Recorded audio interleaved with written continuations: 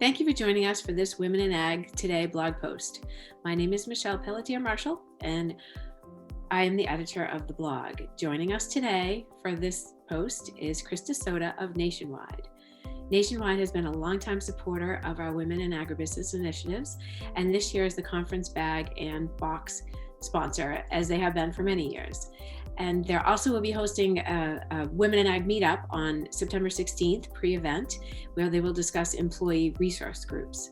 So thank you very much, Krista, for joining us today and for the continuous support of Women in Ag. Absolutely. I'm happy to be here, Michelle. Thank you.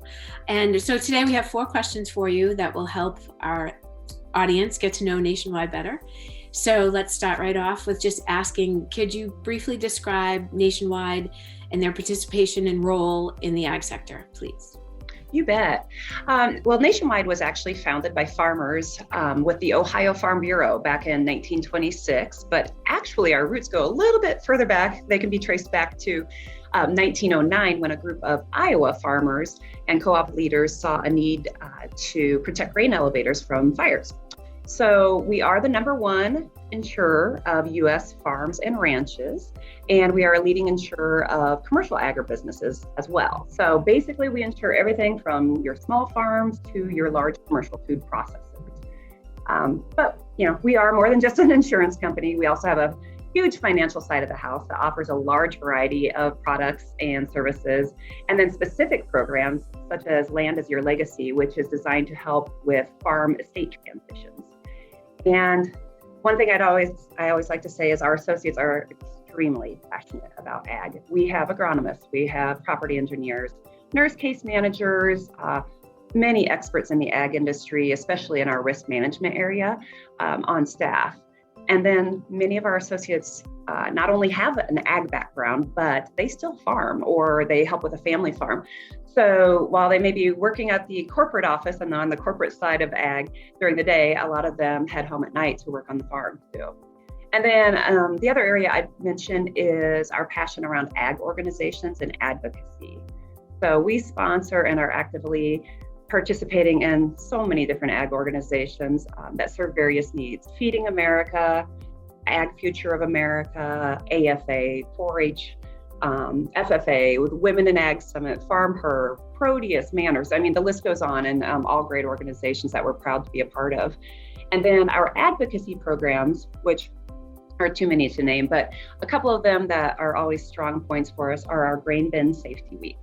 So that's where we work with NECUS, which is the National Education Center for Ag Safety, got it right there, to raise money for grain rescue tubes throughout the U.S. And we provide the training and educational materials and donated tubes. And I'm very pleased to say that I just heard yesterday that yet another one of our tubes helped save a life, I believe in Kansas. So that's just always a feel good. We don't want those things to happen.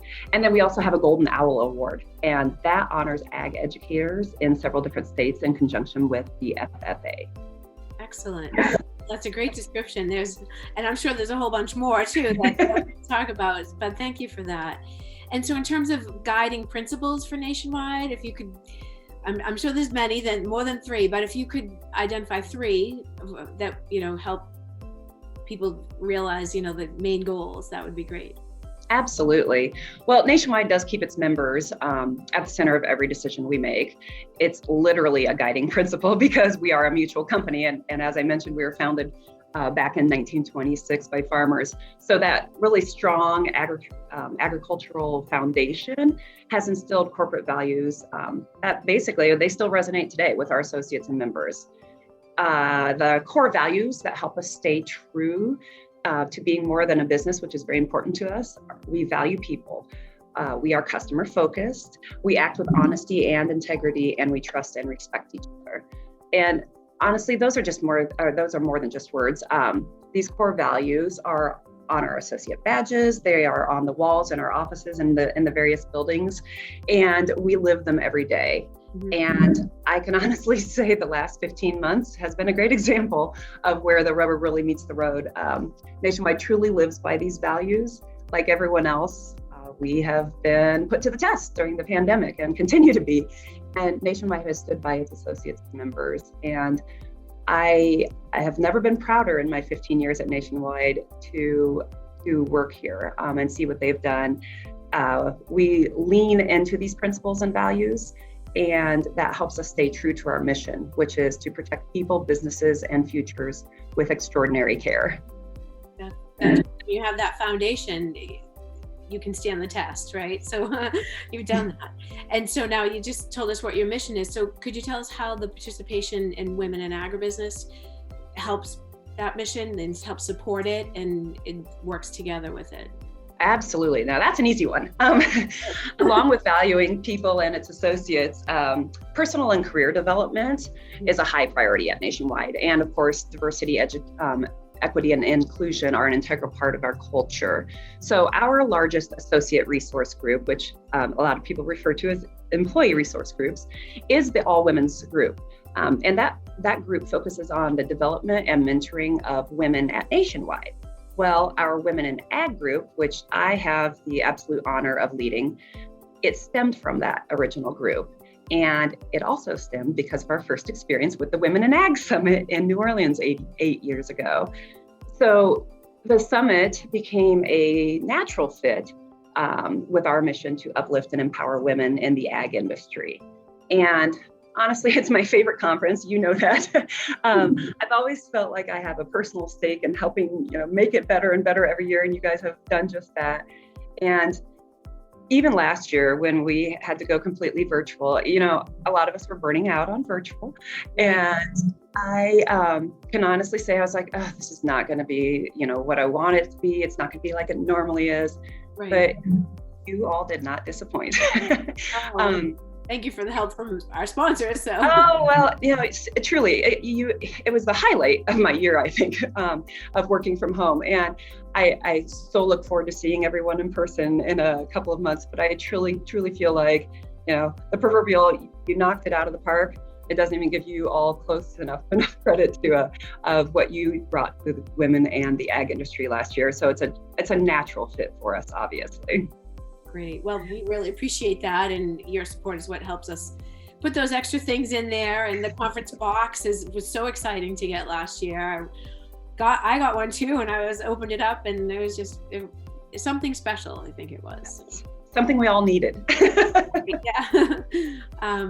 So now, as far as supporting women and such, what would you say are two critical essential skills that women really need today to succeed in agribusiness, and just make sure they have a solid role in the sector? You bet. And that's hard to keep it to just two, but yeah. And, it really kind of depends on where you are in your career and what your skills that you may or may not have. But a couple of things that I always try to keep in mind are to keep raising your hand. Don't wait until you have 100% of what somebody's asking for, or 90% of the requirements for an opportunity. If you feel you have the skills and you have the passion, that's a huge thing, you can learn the rest. We as women kind of tend to sell ourselves short. We like that 100% comfort level. We have to be at 100%. Get out of that comfort zone. Don't be afraid to say, I don't know, but I'll figure it out. And then I guess the other one I would say is to communicate with confidence. I am guilty of the, oh, I'm sorry, or I hate to bother you lines. Don't apologize for adding valuable information to a conversation. Be confident. At the same time, I guess don't speak just to be heard, though, if the information isn't valuable. So it's all about using your words and your voice when it matters and when it makes you more effective. That's great advice.